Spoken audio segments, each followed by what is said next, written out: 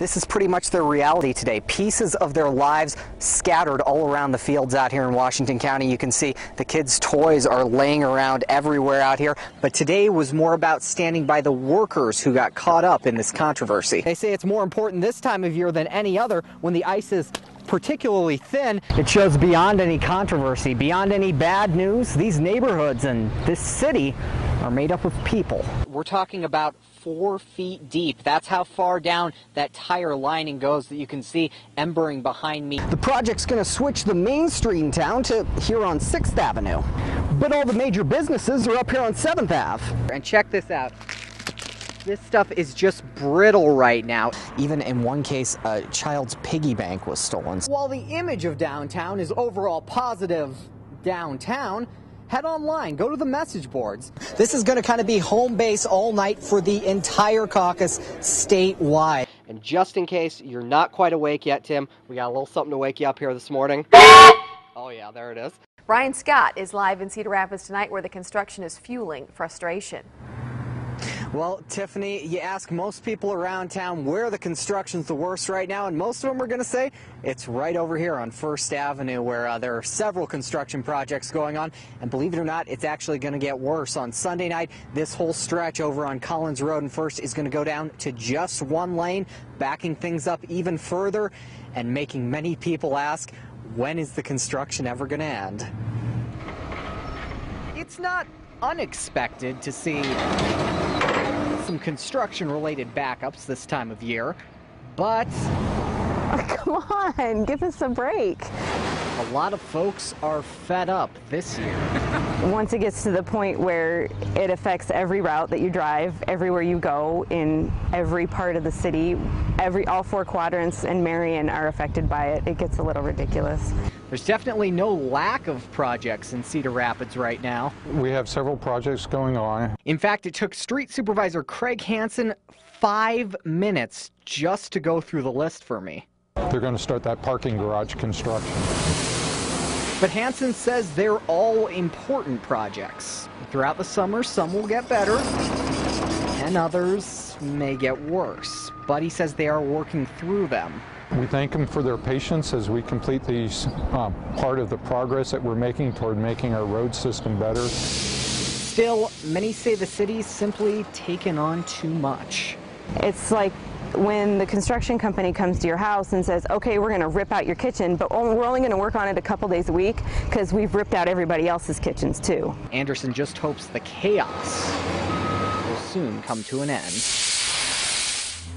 And Anderson and her fiance are actually getting so fed up with all the construction, they've actually started a Facebook page called the Cedar Rapids Cone Zone, where they're asking folks to join up, give their construction horror stories, and they say if the chaos continues, they might actually bring those complaints to the city council. Now, we've included a link to that Facebook page, as well as the city's website, to give you an idea of where all these projects are and where some of the future projects are going to be as well. Covering the corridor in Cedar Rapids tonight, Brian Scott, CBS 2 News. One man says he's actually developed a system to win, and anyone can do it. Tonight, Brian Scott puts it to the test. It's a game of odds.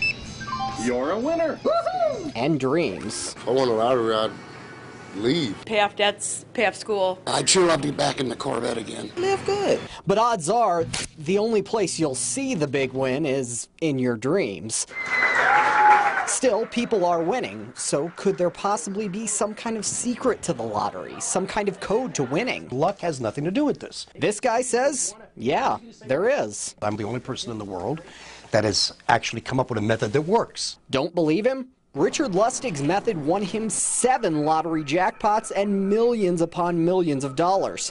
It's not about cracking the code. You just increased your chances of winning. Things like always playing the same numbers, buying tickets in bulk, setting a budget. He put it all in a book and claims it's helped others too. And they hit a $9 million grand prize. Won $10,000, won over $23,000. Hit a $2 million grand prize. Still not sold? Well, neither was I. But I'm a gambler, so I'm going to put Lustig's method to the test. I set a budget I could afford and played scratch games once a week. Under the method, I divided my money by 10 and bought 10 tickets, all from the same roll. And I always used the previous week's winnings to cut down on how much I had to spend out of pocket. Now, according to the lottery, the odds of winning something are about 1 in 4. And that proved to be about true. I won on anywhere between 2 and 5 tickets each week. So my odds got better. Each week I was paying less out of pocket to play. And after about 2 months of playing, I actually cashed big and scratched off an $800 winner. You're a winner! Woohoo! Not saying everyone's gonna win big, but over time, your chances do get better. It's not that people are stupid, it's just that people don't know how to play. But if you go in with a plan and play within your means, odds are better. The dream could come true. Brian Scott, Fox 28 News. Brian Scott live with the latest on these investigations. Brian.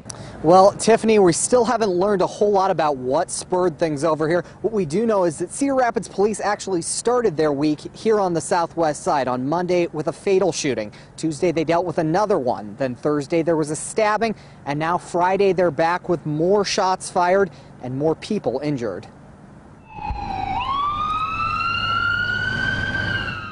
Two down near a college campus. Once we arrived, found 2 people here that had been shot. A 21-year-old woman and a 22-year-old man at the Kirkwood Court Apartments. Video inside the property reveals an intense police investigation and several people standing by for questioning, but the public's left with no answers yet. I've heard 2 people got shot. I mean, I went down to the school and everything's in lockdown. It's pretty chaotic there. Something about shootings and stuff.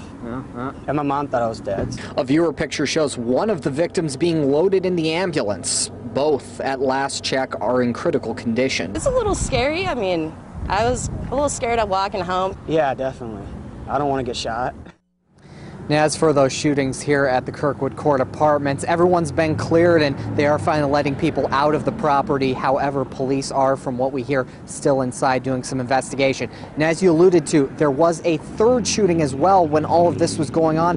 A man actually showed up to Mercy Medical Center with a gunshot wound. Police are not completely sure if that incident is related to this one or not, or they're also not sure if any of the incidents this week are related to one another. We'll keep you updated as we learn more. Covering the corridor in Cedar Rapids tonight, Brian Scott, CBS 2 News.